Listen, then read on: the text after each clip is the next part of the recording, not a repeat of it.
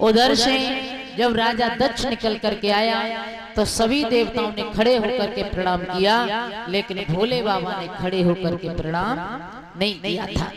इसी अपमान के कारण राजा दक्ष ने भोले बाबा को निमंत्रण नहीं दिया। जब सती मैया नंदी के साथ में पहुंची हैं राजा दक्ष के यहाँ पर, न बहनें मुंह से बोली है, न माँ न बाप मुंह से बोला है, न सहेलियां। अब सती मैया सोचने लगी लौट करके पति को कैसे मुंह दिखाएंगे।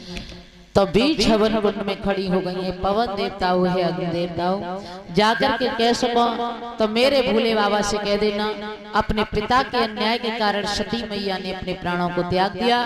मैं जब जब और जहां जहां जन्मूं अपने भोले बाबा की अर्धांगिनी बनूं। इधर भक्तों जाकर के नंदी ने बताया भोले बाबा को मैया ने प्राणों को त्याग दिया। जटाओं से एक जटा को फाड़ करके जमीन पर पटका। एक वीरभद्र नाम का दैत्य पैदा हुआ जिसने जाकर के अभन में विघ्न डाल दिया और राजा दक्ष के सर को काट करके भोले बाबा ने बकरे का सर लगा दिया। इस तरीके से भक्तों राजा दक्ष के बकरे का सर इसलिए लगाया क्योंकि राजा दक्ष के अंदर मैं भरी हुई थी और बकरा मैं करता है। इस तरीके से बोलिए आनंद कंद भगवान की। इधर तो एक हिमाचल नगरी थी जिसमें राजा हेमांचल रहा करते थे। राजा हेमांचल के घर में एक बहुत सुंदर रानी थी जिसका नाम था मैना। मैना की कोख से कोई संतान पैदा नहीं हुई थी। बहुत दिनों के बाद एक बिटिया ने जन्म लिया। नारद जी को बुलाया, जवाब दिया हेमांचल ने मेरी बिटिया का नामकरण कर दो। तो जैसे ही नारद जी ने अपनी गोद में बिटिया को लिया, नारद बोले गिरिराज भक्त ये कन्या नहीं भवानी है, खुद आदि शक्ति प्रगटानी है, तेरे भाग्य की निशानी है। तेरे घर में साक्षात भवानी का जन्म हुआ है। जवाब दिया मेरी बिटिया कौन से देश में कौन से राजा के लिए ब्याह करके जाएगी। बोले हैं त्रिलोक पूज्य वर पाएगी, त्रिलोक लली कहलाएगी, पर किसी कारण के द्वारा फक्कड़ को ब्याही जाएगी। ऐसे के साथ में शादी होगी, न शरीर पर कपड़ा होगा, धूनी रमाता होगा। उसी बिटिया का नाम रखा गया था गौरा।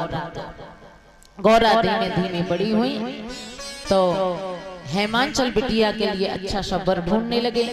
बिटिया ने कहा अगर हम विवाह करेंगे तो भोले बाबा के साथ में, न विवाह नहीं करेंगे। आज भक्त इधर भोले बाबा समाधि लगाए हुए थे।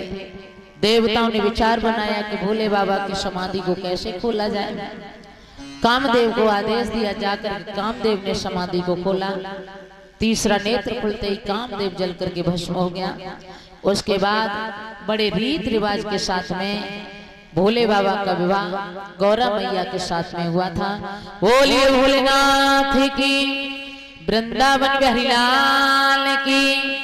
सभी माता बहन भाई बंधु भजन बोले, उसके आगे बहुत सुंदर कथा है।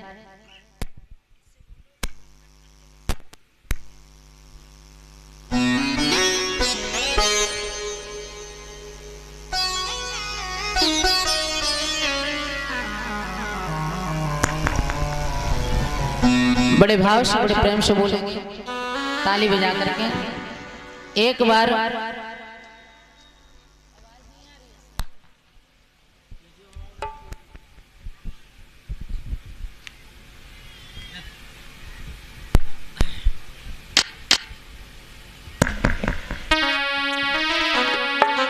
गौरा मैया कह रही थी, आरे अटपरे गई गौरा नारे हो नारे, ओ मेरे भोले चुनरिया